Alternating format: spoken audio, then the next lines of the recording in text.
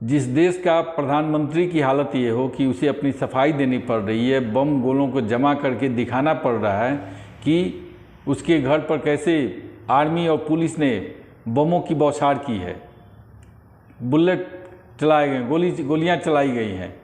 अब इसको लेकर के प्रेस कॉन्फ्रेंस करके इमरान खान दिखा रहे हैं। उस वीडियो को देखिए और अपनी प्रतिक्रिया इस पर दीजिए। ये सारी आज शेल्स ये देख लें, टीयर गैसिंग शेल्स, ये सारी कल शाम से ये सिर्फ मेरे घर में जो पड़े हैं, ये हमारे घर के इर्द गिर्द जो शेल्स मिले हैं, जो मेरी जमान पाक के घर के अंदर जो शेलिंग हुई है, मैं ये आपको इसलिए दिखा रहा हूं कि ये कल दोपहर से मेरे घर के ऊपर हमला है। और ये शेल्स जो आप देख रहे हैं, ये सिर्फ जिस तरह मैंने कहा इस घर के अंदर, यानी मेरे घर के अंदर ये वो शेल्स है। जो घर के बाहर हैं उसका हमें कोई अंदाजा नहीं। वो सारी सड़क के ऊपर सारी रात सुबह तक, और अभी जब मैं आपसे बात कर रहा हूं फिर शेलिंग हो रही है, फिर एक और हमला हो गया। तो मैं अपनी कौम के सामने एक सवाल रखना चाहता हूं। जो तोशाखाना का केस मेरे ऊपर एक इल्जाम लगाया गया, और शुक्र है अल्लाह का कि वो अल हक है, वो तोशाखाना का सबके सामने अब रिकॉर्ड आ गया। मैं चैलेंज करता हूं कि जब ये केस सुना जाएगा, अगर किसी ने सारी चीजें जायज तरीके से, यानी जायज तरीके से, तोशाखाना का मतलब होता है कि जो आप प्रेजेंट आपको जब गिफ्ट्स मिलती हैं तो उनमें से जो आप रखना चाहते हैं एक कीमत अदा करके ले लेते हैं, वो आपकी प्रॉपर्टी बन जाती है।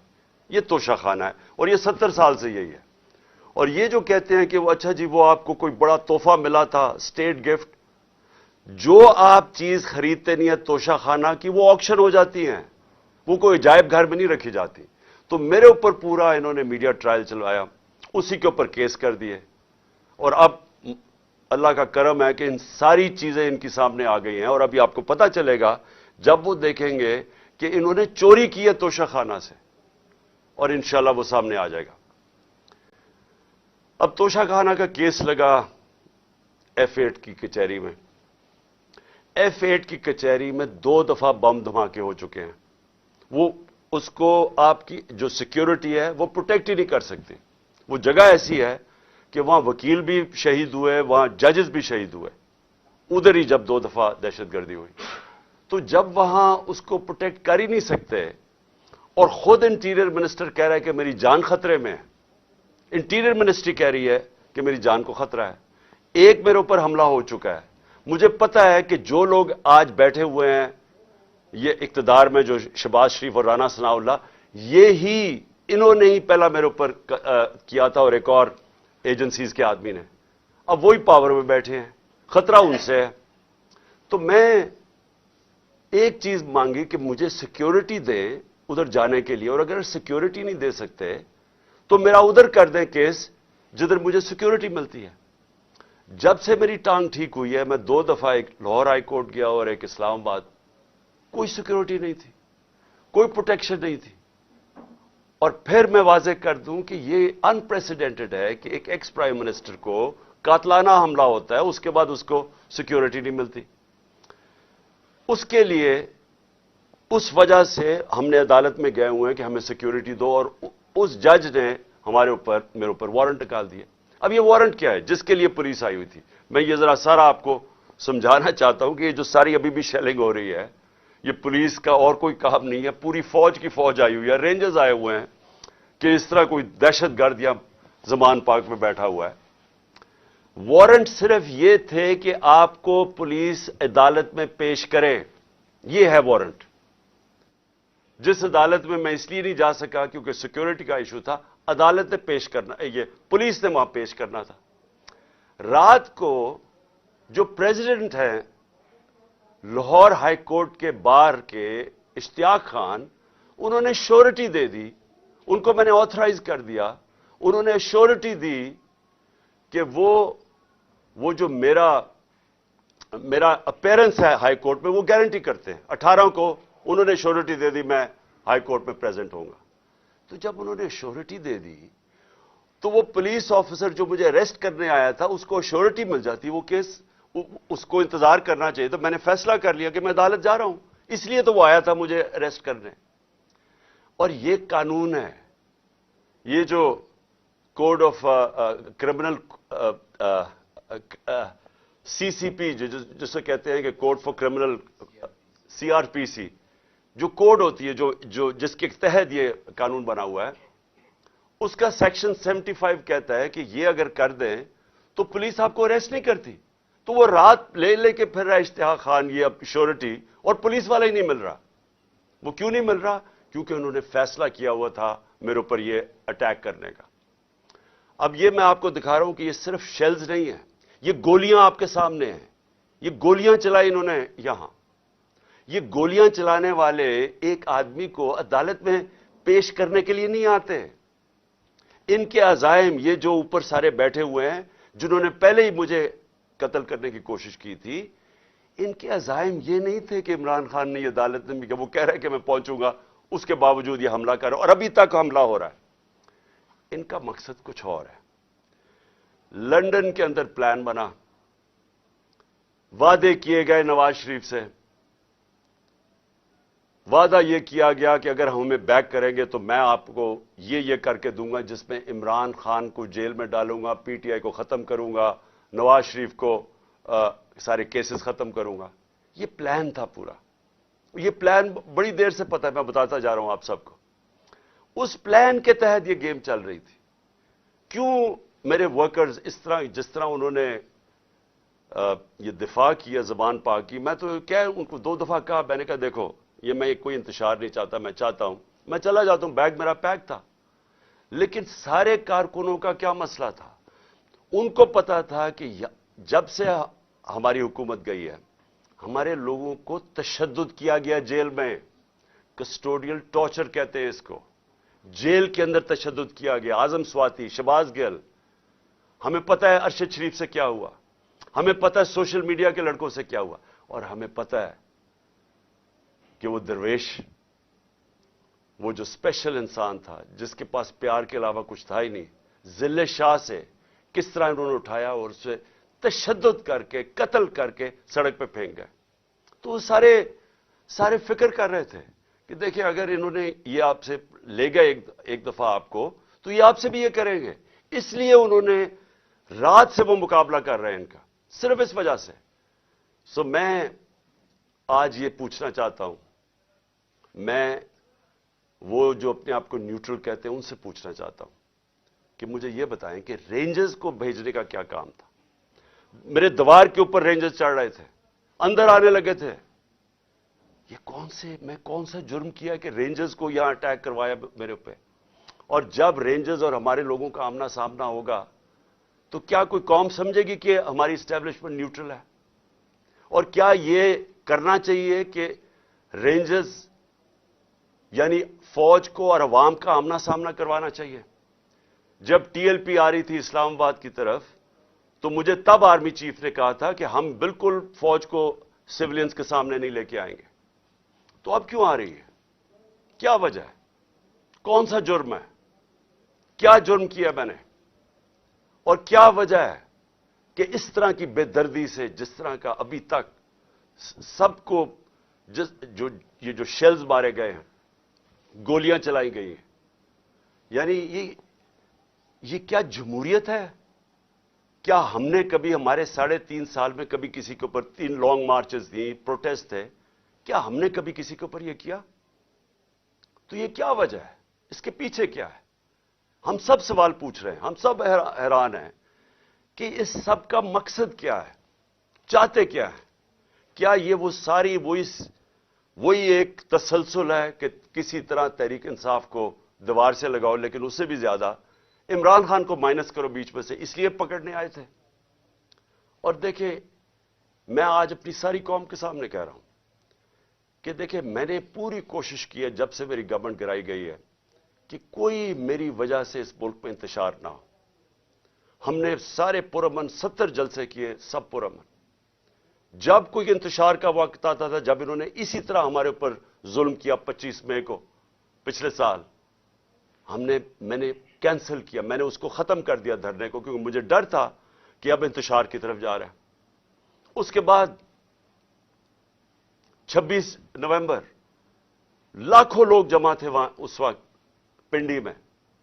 ہمارا پلان تھا اسلام آباد میں جا کے دھرنا دینا, لیکن جب میں نے ماحول دیکھا جو انہوں نے پولیس 30,000 پولیس جمع کی ہوئی تھی, تو مجھے پتا تھا پھر یہ تو جان کے چاہ رہے کوئی کلیش ہو, تو میں نے وہ کینسل کر دیا. ہم نے 8 مارچ کو ایک پرمیشن لی ہوئی تھی, انہوں نے ہمیں شام کو پولیس نے پرمیشن دی تھی کہ اپنی الیکشن ریلی جو ہم نے اپنی 30 اپریل کی الیکشن کے لیے کرنی تھی, پرمیشن ملی ہوئی تھی, روٹ اپرووڈ تھا. صبح لوگ آ رہے ہیں اور دیکھ رہے ہیں پولیس کھڑی ہوئی ہے اور پولیس کے جتھے کھڑے ہوئے ہیں اور لوگ ریلی کے لیے آ رہے ہیں, اور ایک دم پتا چلتا ہے کہ دفعہ 144 لگا دی جاتی ہے. کس وجہ سے؟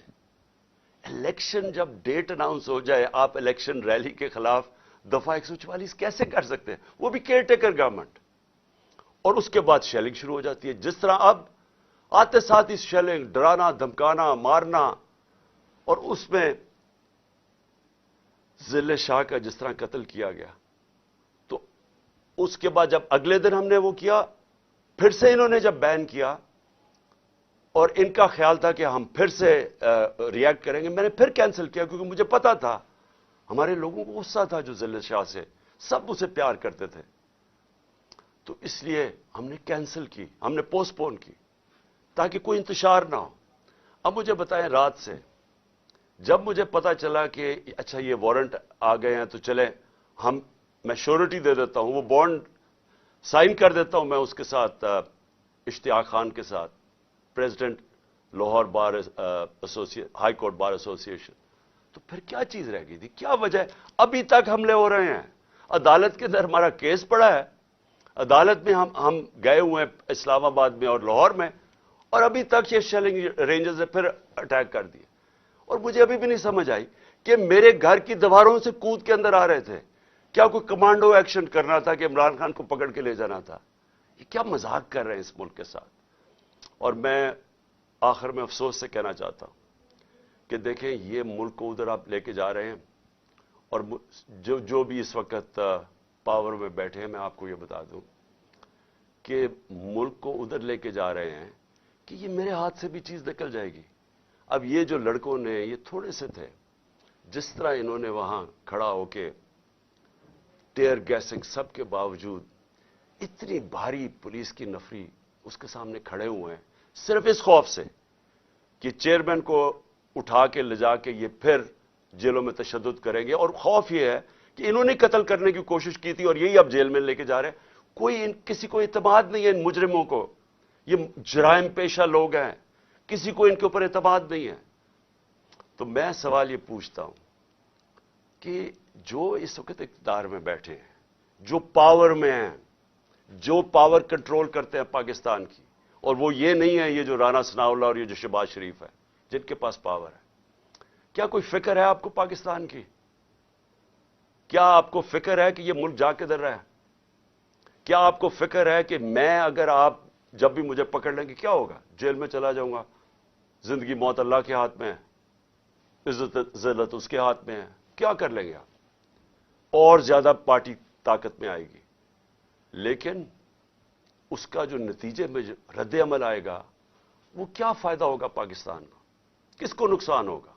جس ملک کی معیشت ابھی بیٹھ چکی ہے, بھی بیکاروں کی طرح پیسے مانگتے پھر رہے ہیں, ملک سکڑتا جا رہا ہے, مہنگائی آسمانوں پہ ہے, مہنگائی ایسی مہنگائی پاکستان کی تاریخ میں نہیں آئی, تنخواہ دار طبقہ پس گیا ہے, بیچاروں کے پاس اس وقت حالات یہ ہیں کہ ان کا 2 ہفتے کے اندر ان کے پاس تنخواہیں ختم ہو جاتی ہیں. اس ماحول کے اندر انتشار پھیلانا, کیا یہ کوئی پاکستانی سوچ رکھے؟ یہ تو کوئی دشمن ایسے کرے ملک کے ساتھ, تو یہ ہمارے ہاتھ سے گیم نکل جائے گی.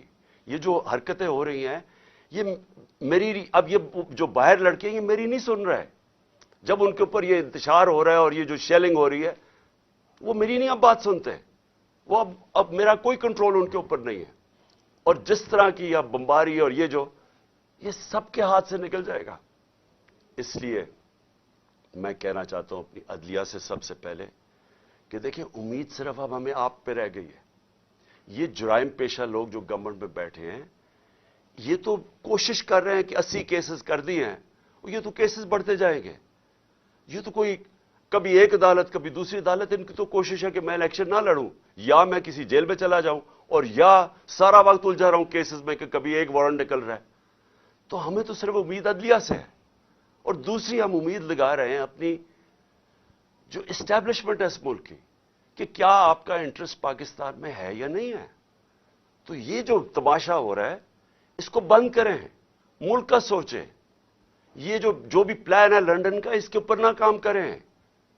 یہ ملک تباہی کی طرف جا رہا ہے، اور میری اپیل ہے آپ سب سے کہ اب اس ملک کا سوچیں. اب جن کا جینا مرنا اس ملک میں ہے، ہمارے تو کوئی باہر نہیں جانا، میں تو کوئی لنڈن نہیں جانا جس طرح یہ سارا ٹبر اٹھ کے چلا جاتا ہے، یا دوسرا اٹھ کے وہ باہر چلا جاتا ہے. ان کی تو باہر پراپرٹیز اربوں ڈالر ہیں، ہمارا تو جینا مرنا یہاں ہے. تو میرا اکیلے کو فکر نہیں کرنا چاہیے، ہر اس پاکستانی کو اس ملک کا سوچنا چاہیے جو اٹھ کے لنڈن نہیں چلا جائے گا، جس کے باہر ڈالرز نہیں پڑے ہوئے. ان سب کو سوچنا چاہیے کہ ملک جا کس طرف رہا ہے. اور اپنی عوام کو آخر میں آپ کو کہنا چاہتا ہوں، میں پھر سے آپ کو کہنا چاہتا ہوں، میں پکڑا جاؤں، جیل میں بھی چلا جاؤں، جو بھی مجھے ہو جائے، آپ نے یہ جو حقیقی آزادی کی ہماری تحریک ہے، آپ نے سب نے اس میں شرکت کرنی ہے. کیونکہ غلام قوم کا کوئی مستقبل نہیں ہوتا. یہ جو ایک چھوٹا سا طبقہ اوپر حاوی ہوا ہے، قانون کے وہ اوپر بیٹھا ہے، ہر قسم کا ظلم کرتا ہے لوگوں پہ، خوف کے اوپر ملک چلاتا ہے، سارے ملک کے وسائل کے اوپر قبضہ کر کے بیٹھا ہوا ہے. یہاں سے پیسہ چوری کرتا ہے، ہنڈی والے سے باہر بھجوا دیتا ہے. ملک کا ساری چوری کا پیسہ آج ان کے بڑے بڑے بینک اکاؤنٹس اور لنڈن اور باہر مغربی کیپٹلز میں ان کا پیسہ پڑا ہے. صرف دبئی کے اندر 20,000 پاکستانیوں نے، یہ ابھی بلومبرگ کی رپورٹ ہے، 20,000 پاکستانیوں کا دبئی میں $10.4 ارب پڑا ہوا ہے.